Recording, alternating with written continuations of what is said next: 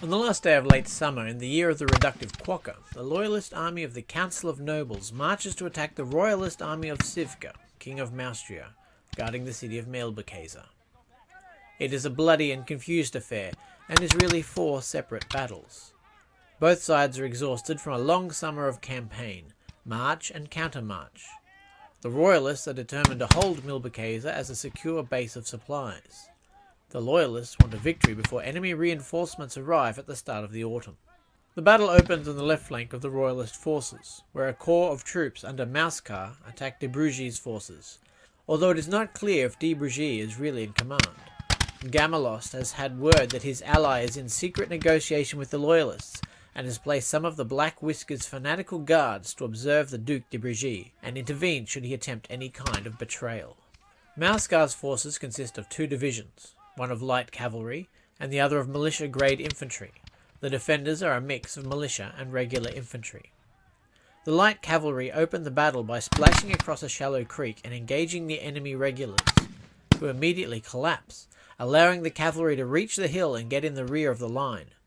There is a brief tussle at the top of the ridge, and a brigade of cavalry is sent back, disrupted. Maustrian sends forward his infantry, who begin to exchange volleys with their counterparts on the ridge, while the cavalry form up to deliver the knockout blow. A column of militia charge up the ridge, and after some back and forth, break their Royalist opponents and achieve the crest. The cavalry charge home and break the infantry before them, chasing down disrupted and routing units. Maustrian's corps begins to move east along the ridge to engage the rest of de Brugy's forces. Meanwhile, on the other flank, a small force of Gamalost's regulars hold the village against the Guards division of Flavisham's corps. Long-range artillery fire has some impact, slowing the advance, but the Guards keep marching into the face of a determined resistance. The Guards charge forward with pipes playing in a glorious meep, meep, meep, but these regulars are well trained and unleash deadly volleys at optimum range, mowing down ranks at a time. The Guards hesitate, become confused, and halt. The Royalist division commander sends forward his only reserve unit, charging into a disrupted brigade. The 4th Black Whisker's paw breaks their opponents, which sets off a little chain reaction through the Guards division, with multiple units falling back in confusion.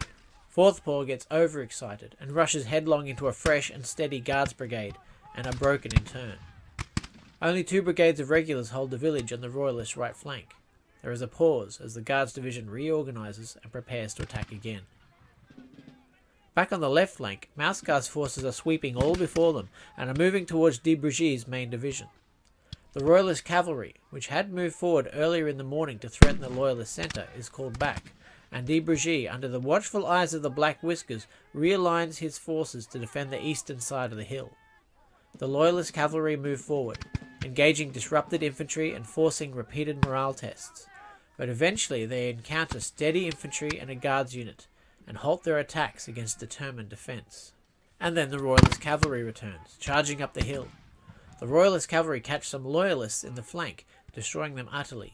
This sets off a chain reaction in the nearby militia infantry, who begin to panic and rout to the west.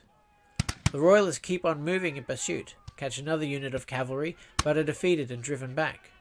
The Loyalists become enthused and pursue the Royalists to their destruction, but run headlong into the Black Whisker's cuirassiers, who demolish their opponents and pursue onto the ridge.